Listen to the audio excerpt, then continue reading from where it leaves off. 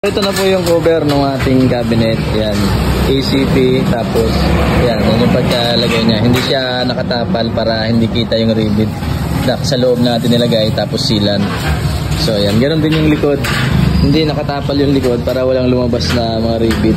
Puro nakasilant lang siya. Ayan, ang nakalabas na lang yung mga poste niya. Pero at least hindi siya nakatapal dito para walang lumabas na mga rivet, yung mga ulo ng rivet, para malinis ang tingnan. Malinis po yan pag tinanggal natin itong cover. Maganda yan tingnan, malinis. Tapos ito namang side na to, ito yung hangiran. Tapos mayroon pang cover to. Tapos yan, hanggang dito yung hangiran niya. Tapos may isang ano pa sa ilalim, layer. Sa likod po ito, likodan yan. Likuran pa lang yan. Yung harapan yan, ito yung harap niya. So yan, tapos lalagyan naman natin ng pinto na modular. So yan po yung update ng ating cabinet na binubuo. Okay?